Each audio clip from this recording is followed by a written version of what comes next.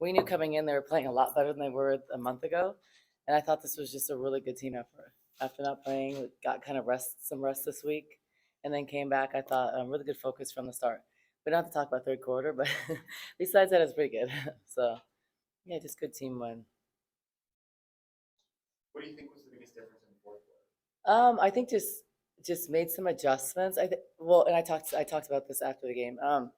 We can't come out of halftime and just make like a foul right away and put them on the line so much. So I think just understanding you have to have the same intensity third quarter as you do at the start of the game. And in starting three freshmen, sometimes that's hard. I think people just relax. And then fourth quarter made some on ball adjustments because in the third quarter we're trapping, but it was kind of soft. So when you have two people on the ball, obviously two passes out is going to be a wide open shot. But if they can skip it from like a wing where you're trapping to the corner, that's you're going to get open three. So just understanding that and just being just more on the same page. So we took it off and went back to it, and I thought did a better job of like sticking to the game plan the correct way in the fourth quarter. 38 layups in the wins over Calvin today. I didn't know that. Good stat. Only taken 11 threes for those games. I like that. Is there just some effectiveness taking it to the basket? Absolutely.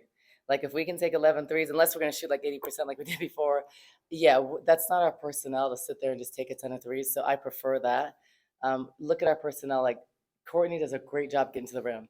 So I think once you do that and you get confidence, then you can step back and shoot threes. I thought, Jada didn't force shots. I like that better. Now, do I want Helena? Would I mind if Helena took six a game? Absolutely not, because that's what she's really good at. But I think as far as our strength and weaknesses as a team, that's not our personnel. So I prefer us going downhill. With Lena just playing so many minutes and Yeah. being an anchor on that 13-0 run, just how would you say she's able to contribute in a way? Yeah, so Helena, she was really passive in the first half. I thought there was opportunities when she was driving, and she just kind of passed up. She had some layups. She kind of skips it out because she's so unselfish. So talk to her a lot about just being more aggressive. And you saw when she's aggressive, she makes great things happen. But aggressive in the sense that when you're coming off action, look to score. Because her looking to score, she's going to make the right move. But just being on attack mode, everything flows faster because she's going to make the right pass. She's going to shoot when she needs to, and she did that. She did a great job of that. So we kept on running plays for her. But I want her to like be that aggressive from the jump. So I'm probably gonna have to dictate a little bit more because knowing that sometimes she looks to pass so much, and just I want her to play like she did in that attack mode. I think that was third quarter. But her defensive mentality against Ice Brown, she was able to stop her. Yeah, like so Jalen Brown's a really good player. Came into the game averaging 18 and had 19 against us last time. Is a really good athlete, and Helena's a good defender. Helena's game, she's grown so much. She plays on both ends of the floor, and she's really sneaky. She's not the fastest, she's not the most athletic, but she anticipates extremely well. I'd say one of the best in the country at that, reading and just a super high basketball IQ. And she did a good job keeping her in front of her, just like giving her enough space so she's not just getting blow bys. I thought just a really solid performance, and she is playing a lot of minutes. And I had tried to find it. It's funny because today I felt like she didn't play as many, but she still played 37. So having her off the floor for like 2.5 is a long time. She's just such a good player. So it's hard to keep her off the floor. A lot like Sam Thomas used to be. What are you looking for on Tuesday? Tryouts for players and tryouts. So hopefully a good player. It's funny because Lauren's. You know how many emails she's received? Like 180, and that was yesterday. So probably 200. I just don't want to be in a situation. So right now we have seven. I don't want to be in a situation where someone like sprains an ankle at a shoot around and we can't. We have to forfeit a game. So my intentions are to maybe like find one or two players. Will they play a lot? I'm probably not. But maybe to come in, bring some energy, help us in practice where they're decent enough to do scout team and stuff like that. Help us on the road. Because it's just hard to function with seven bodies even in practice on the road, like we're walking through stuff. Like me walking on offense does not help us, or Salvo or Anthony, and like we might hurt something. We can't. Our trainer is very busy right now, so just can help with that stuff. And do I think I'm going to find five great players? No, but if I find two that are pretty good, just decent, they can help us. Like Aaron would have helped us. Aaron, was in athletics, which helped. So if I could find that, even better. I'm trying. I'm trying to recruit. But the I want to find like two or three players if I can. If I can't, we can't. We're not just going to add somebody. I mean, Lauren's getting 33-year-old women, that played 10 years ago asking about eligibility. So it's like a wide variety. But the great thing is there's a lot of people interested. So I'm hoping that we can get like 2 more bodies because we need it. And I don't know how long Kaylin will be out. What can you say about Mary Martinez's toughness going through migraine? As Mary's a beast, and it's funny. I mentioned it after the game. So before the game, she's like throwing up and very sick. She gets really bad migraines, so she's on a prophylactic to not get them. So usually she doesn't get them a lot, but when she gets them, she gets like sick and vomits and stuff. So sorry, that's probably TMI. But but I thought I'd really have to play her a couple minutes, take her out. I didn't think she'd ready to go because her head was hurting at the beginning of the game. And then she came out in fuego, so I was like, "Hey, she's okay. That migraine's okay," and she was okay. And I kept on asking her, and she was fine. But yeah, it was scary. I mean, she played. I mean, if I could get 18 and 15 of the migraine, that's pretty good, right? And on Thursday, you said Kaylin was in protocol. Is that Yeah. concussion? No, she's just not available. Yeah, so I don't know. I don't know when she'll be available. So, but she's not medically out. She's just not available. That's what I thought. Yeah, so not because concussions we can never say. So usually if I ever say she's out for medical reasons, a lot of times it's concussions because usually I'm pretty transparent about the injury. But yeah, so many HIPAA rules of RIPA and RIPA and LIPA, a lot of IPAs. House. Yeah. Much better this game. Much better, but still a thing. Yeah, still a thing, but I remember after Cal, you were talking about all those little fouls, and that's when the foul trouble started happening. Mhm. Better this time? Yeah, way better. So as Mary not only played like her minutes, her 30 minutes with a migraine, but didn't foul. And I think just learning when to be aggressive, when not. Like I told Jada, so she gets the offensive foul, you can live with it. But then that next one where she reaches in, that forces you to sit. So I think just as a freshman learning, maybe just put your hand there and like, because a slap down 90% of the time it's gonna be a foul, even if it's all ball. So just understanding that. I think Brea's done a better job. But a lot of times it's the guards being out of position, it leads to a drive, and then it's a foul at the rim. So I thought as Mary's done a better job, Brea's done a better job, and Isis. So much better job of just not getting them in bunches, which forces them out of the game because we're not good if Brea plays 12 minutes. And if Isis plays 10 because of foul trouble, as Mary plays 15, we're not going to win those games because we'll get killed on the boards. So third quarter, we were not disciplined to start the half, which is not good. And I think those are things, those are teaching moments to watch on film. Okay, this is where we can't lose intensity because in other games, then you're down 20. So I think just understanding that and learning that and showing them film, which I think has helped because we're better at those things. Do you think that, and I kind of reflecting back to the Cal and Stanford, Yeah. The third quarter has been a problem. Right? Yeah. But it seemed to not be as big a problem Yeah, in a couple of it's those better. games. But this game, it kind of that old beast came back. Yeah, well, I felt before the third quarter like lulls were because of foul trouble. So then if you have 3, you don't want to, you're less aggressive because you don't want to get the fourth one. I thought today was just lack of discipline, just looking to like, out of position and doing things that we shouldn't do, or bad closeout when you should know personnel. I thought those like rookie things, or end a shot clock, slapping down when someone goes to get a layup. Those are the fouls you don't want, or fouling on a 3-point shot. Like those are freshman things. So you saw the freshman mistakes with Skylar and Brea, but then their teaching moments could go close out, but don't ever foul a jump shooter. And like Sky, don't be so aggressive and so tight at 4 seconds when you know they're going to drive it. Like teaching moments like that, which will really help them. So, and I thought Sky, the area where she has grown a lot is you saw like a month ago, she'd make a mistake and she'd be like, oh, everybody in the gym knew she was pissed, right?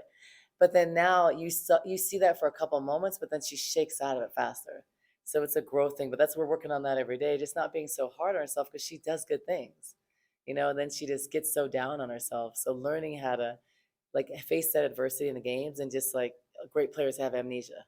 You forget about it. You don't care if you miss 5. You feel like your next 5 are in. I think that mentality, which most freshmen don't have, and it's a process.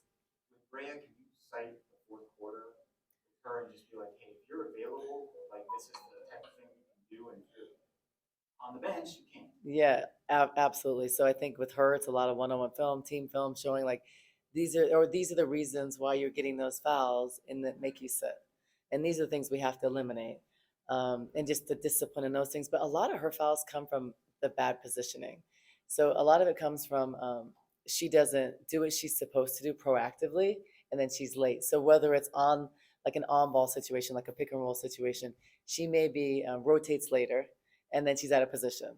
Or post defense, she gets face cut, and then she's in bad position, so then she reaches or gets attacked, like those kind of things. So she's just learning, and film really helps. I'd say it really helps Brea, and it helps Skylar a lot because they're like, oh man, like they just don't know, and so they're learning.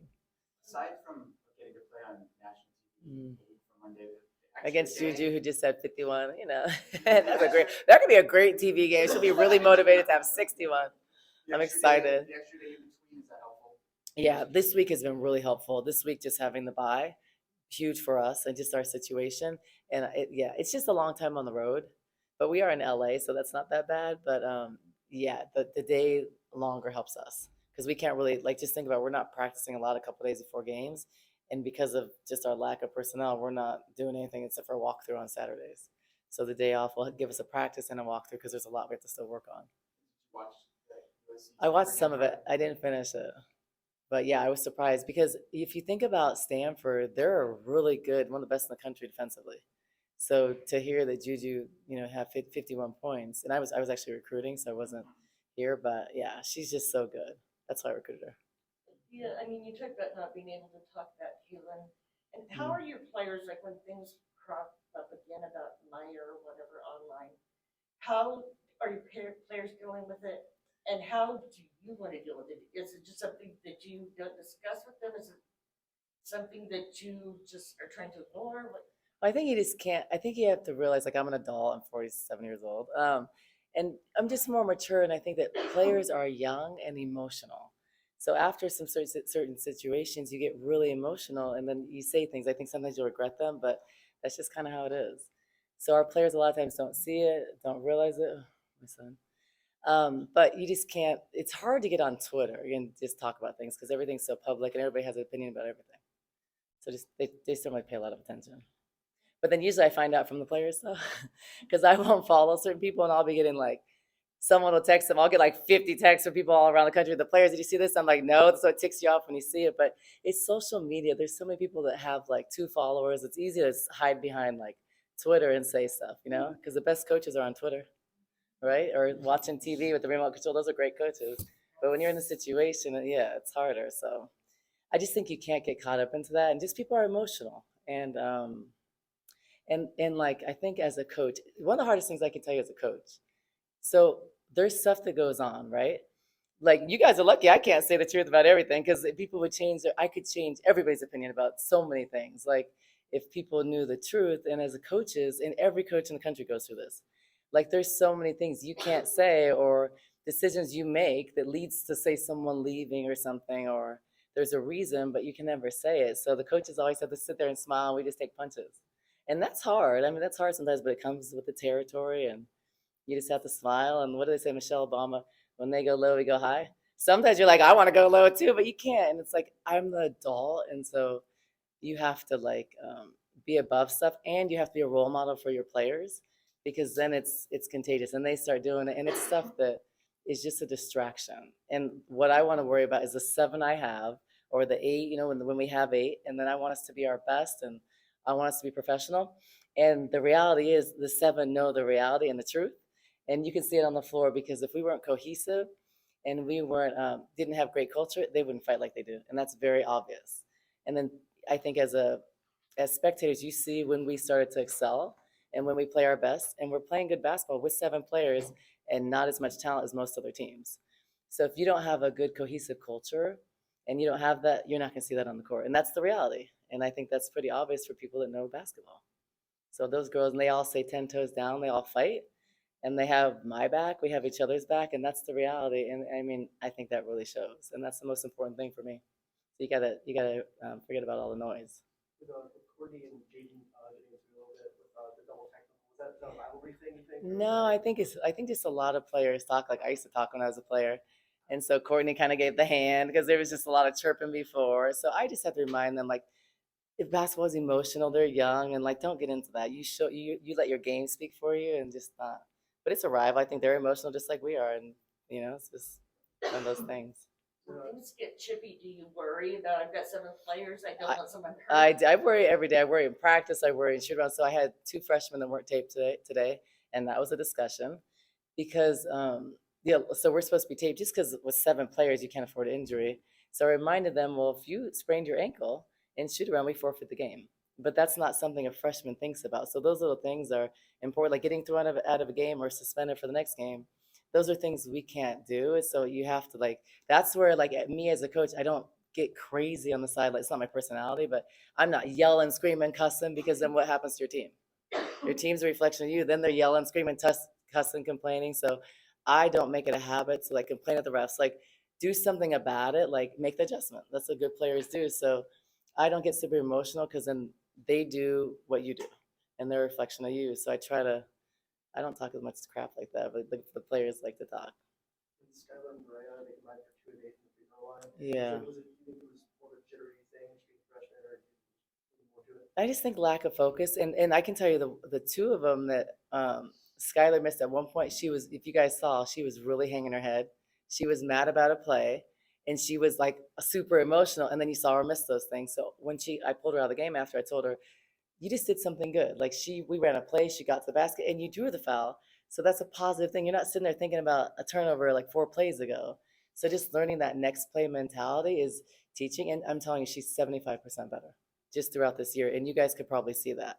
So don't focus on the negative things. Focus on the positive because if you don't love on yourself and you're not confident in yourself, like who is going to be? So I think just learning that, and she's learning, and it's a daily thing. It's daily talks we have. Trust me.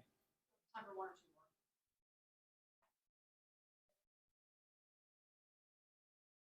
more. Yeah. Okay, what's your question? You at least just have fun winning. Yes, winning's always fun, Mateo. Losing is, you know what they say, I'll teach you something.